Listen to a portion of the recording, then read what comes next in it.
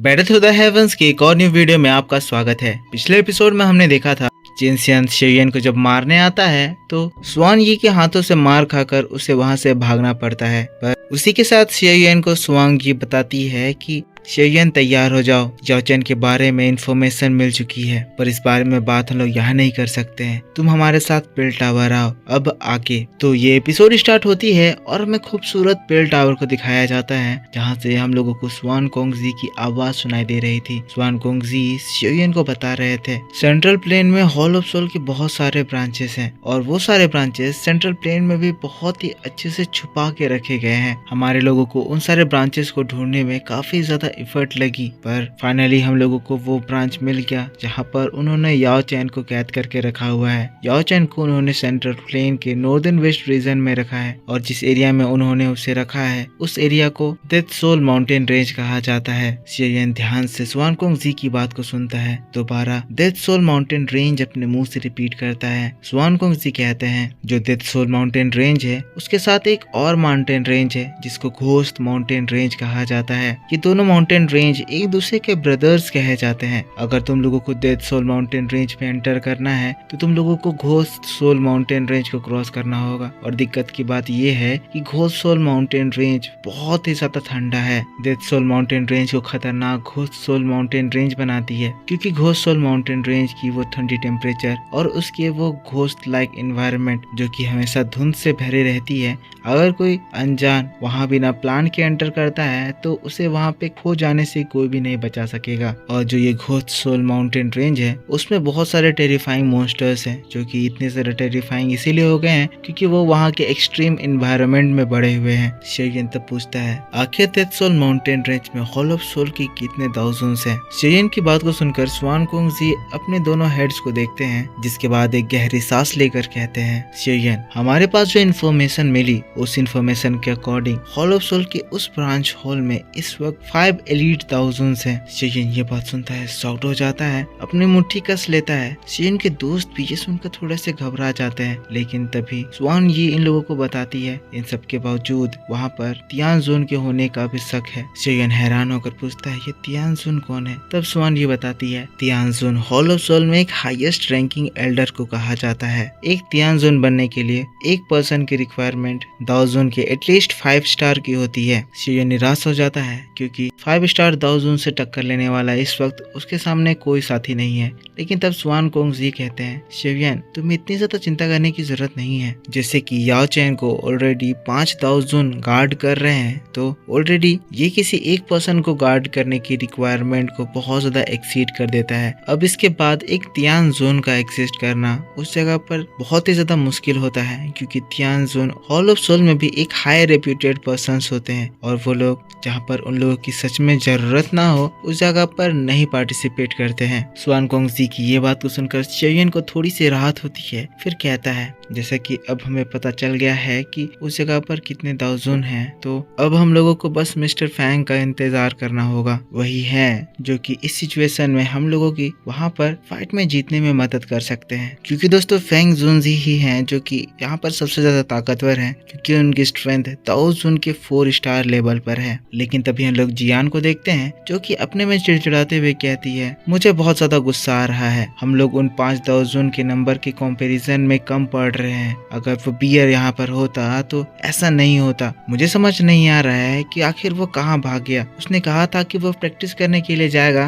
पर वो ऐसी जगह छुप कर प्रैक्टिस करने भाग गया है जिसको मैं भी ढूंढ नहीं पा रही हूँ। जियान परेशान हो रही थी तो शेयन जियान को शांत करने की कोशिश करता है क्योंकि सभी लोग परेशान थे। ये चीज देखकर तीनों हेड्स निराश हो जाते हैं। अभी इस लाइनअप में लिटिल फेरी डॉक्टर, शेयन, तियानहाओ जुनजी और स्काई डेमन पपेट को मिलाकर सिर्फ 4 ही दाओजुन हो रहे हैं। शेयन अभी दाओजुन पे पहुंचा नहीं है पर उसकी एबिलिटीज से हम इतना मान सकते हैं कि वो दाओजुन के पर्सन को थोड़ी बहुत टक्कर दे सकता है। अब तियान लेजी इस टेंस्ड माहौल को देखकर कहते हैं शेयन हमें माफ करना, हम लोग तुम्हारे साथ इस फाइट में नहीं आ सकते हैं। हम आना चाहते हैं पर हमारी मजबूरी है। हॉल ऑफ सोल और पेल टावर के बीच में ये बैलेंस एक बहुत ही पतली तार पे खड़ी है। अगर हम लोग तुम्हारे साथ वहाँ पर अटैक कर देते हैं तो अगर होल ऑफ सोल हमारे पिल टावर के ऊपर हमला कर देगा तो हमारी ये सिचुएशन नहीं है कि हम होल ऑफ सोल से फाइट कर पाए। और अगर हम यहाँ से एब्सेंट रहे और उस वक्त होल ऑफ सोल के लोग पिल टावर पर हमला करते हैं तो यहाँ की जो सिचुएशन हो जाएगी उसका अंदाजा कोई नहीं लगा सकेगा। शेरियन हमें माफ करना, हम लोग तुम्हारा इतना ही साथ दे सकते हैं। तभी शेरियन टेबल पर रखा हुआ मैप अपने स्टोरेज रिंग में रखते हुए कहता है, सीनियर्स आप लोगों को इतना ज्यादा परेशान होने की जरूरत नहीं है। हम लोग भले नंबर्स में कम है पर होप करते हैं कि हम ये एडजस्ट कर लेंगे। वैसे भी आप लोगों ने हमारी बहुत ही ज्यादा मदद कर दी है। अगर आप तीनों नहीं होते तो मुझे नहीं पता कि कब मैं टीचर के बारे में असली लोकेशन पता कर पाता। आप लोगों ने जो मेरी मदद करी है, मेरे ऊपर एहसान किया है, उसके लिए मैं आपका एहसान कभी भी नहीं भूलूंगा और इसीलिए एक बार फिर से मैं आपका दिल से शुक्रिया अदा करना चाहता हूँ। कहते हुए शेरियन उन लोगों के सामने पूरा झुक जाता है। शेरियन के इस पोलाइट बिहेवियर को देखकर तीनों ही एसोसिएशन हेड काफी ज्यादा इमोशनल हो जाते हैं। लेकिन तब शेरियन मास्टर यालाओ का दिया हुआ वो अंगूठी देखता है और कहता है, मास्टर और बस कुछ समय और, जिसके बाद आपका डिसाइपल आपको वहाँ से रेस्क्यू कर लेगा। जिसके बाद दोस्तों सीन शिफ्ट होता है और हम लोगों को फॉलिंग स्टार पवेलियन के हॉल को दिखाया जाता है। इस जगह पर फेंग जुनजी हॉल में आराम से बैठे हुए थे, सोच रहे थे। तभी हवा का एक झोंका आता है और शेरियन ने जो क्रिस्टल क्रश किया था उसका मैसेज फेंग जुनजी तक पहुंचता है, जो कि उनसे कहता है, अंकल फेंग टीचर का पता लग चुका है, हमें जल्द से जल्द उन्हें बचाने के लिए निकलना होगा। ये बात सुनते ही फेंग जुनजी तुरंत खड़े हो जाते हैं, आसमान की ओर देखते हैं, कहते हैं, चेन बस कुछ समय और, तुम्हारा दोस्त तुम्हें बचाने के लिए आ रहा है। फिर फेंग जुनजी गायब। फिर दोस्तों सीन शिफ्ट होता है और हम लोगों को फिर से एक बार होली पिल सिटी को दिखाया जाता है। इस जगह पर आसमान काफी ज्यादा शांत था पर हम लोगों को जंगल के बीच में शेरियन को दिखाया जाता है, जो कि इस वक्त अपने न्यू फ्लेम के साथ अपने न्यू ट्रेनिंग कर रहा है। शेरियन ने ऑलरेडी गॉड सील टेक्निक के 3rd फॉर्म को सीख लिया है पर अब बारी है गॉड सील टेक्निक के 4th फॉर्म को सीखने की। पहाड़ों के बीच अकेला शेरियन जोरों जोरों से तैयारी कर रहा है, इस टेक्निक को अच्छे से सीख रहा है ताकि जब शेरियन की फाइट दाओजून लेवल के पर्सन से हो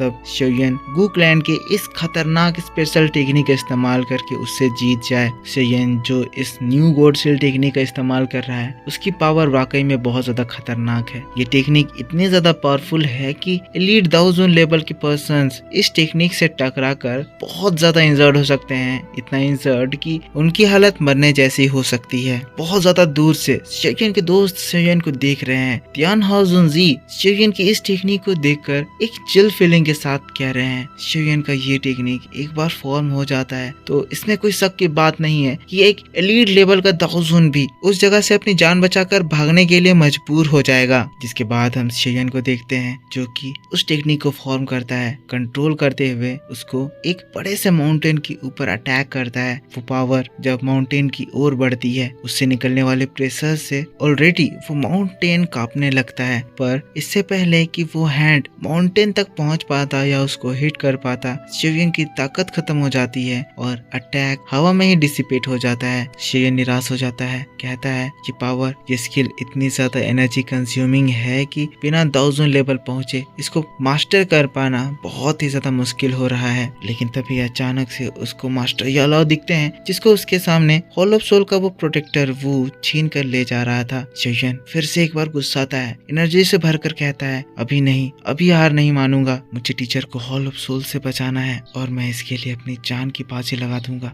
कहते हुए शेरियन फिर से एक बार अपनी एनर्जी एक्टिवेट करता है और एनर्जी का एक बहुत ही बड़ा भवंडर शेरियन की बॉडी से बाहर निकलता है। लिटिल फेरी डॉक्टर जो शेरियन को देख रही है उससे हमें पता चलता है कि शेरियन ये जो ट्रेनिंग कर रहा है वो लगातार 7 दिनों से कर रहा है और इन 7 दिनों में शेरियन थोड़ा सा भी रेस्ट नहीं किया है। इसी वजह से लिटिल फेरी डॉक्टर को डर है कि कहीं शेरियन की बॉडी इससे बैकलैश ना फेस कर जाए, क्योंकि शेरियन जिस टेक्निक का प्रैक्टिस कर रहा है उसे देखकर लग रहा है कि वो टेक्निक बहुत ही ज्यादा खतरनाक है। तियान हाओ जुनजी कहते हैं, हम सबको पता है कि शेरियन अपने टीचर के लिए कितना ज्यादा सेंसिटिव है और जब उसके टीचर को बचाने की बात आ गई है तो शेरियन थोड़ा सा भी होल्ड बैक नहीं करने वाला है। उससे जितना हो सके शेरियन पूरा कोशिश कर रहा है, वो अपने आप को रोक नहीं पा रहा है ताकि वो अपने 100% से भी उस जगह पर ज्यादा दे पाए। हम लोगों को शेरियन को दिखाया जाता है जो कि अपनी पूरी कोशिश कर रहा है और लगातार शेरियन की इसी कोशिश करते हुए फेल होते हुए समय पे समय बीतते जाते हैं, सुबह से शाम, शाम से रात, रात से सुबह। पर शेरियन अपनी हर कोशिश में फेल हो रहा था। शेरियन अपनी स्ट्रेंथ को पिल के जरिए और ज्यादा रिकवर करते हुए फिर कोशिश कर रहा है, फिर हार रहा है, फ्रस्ट्रेट हो रहा है, पर हार नहीं मान रहा है। और शेरियन की इतने ज्यादा मेहनत को देखकर सभी लोग बहुत ज्यादा इमोशनल हो जा रहे हैं। पर लास्टली हमें शेरियन को दिखाया जाता है जो कि एक स्पिरिचुअल एनर्जी एक्टिवेट करता है, फिर कहता है, टीचर मैं आपको बचाने के लिए आ रहा हूँ। और इसी बात के साथ बैटल ऑफ द हेवंस का ये वीडियो इसी जगह पर खत्म हो जाता है। तो मेरे दोस्तों, आप मुझको बताओ कि आपको ये एपिसोड कैसा लगा। अगर वीडियो पसंद आया है तो इसके ऊपर एक लाइक जरूर कर देना, कमेंट करके बताना कि वीडियो कैसा लगा। और चैनल पर पहली बार वीडियो देख रहे हो तो चैनल को सब्सक्राइब करके जरूर से बेल आइकन ऑन कर लेना, क्योंकि मैं आपके लिए ऐसे इंटरेस्टिंग वीडियोस हमेशा ही लाता रहता हूँ। तो मिलता हूँ मैं आपसे नेक्स्ट वीडियो में, तब तक के लिए take care, bye bye and thanks for watching.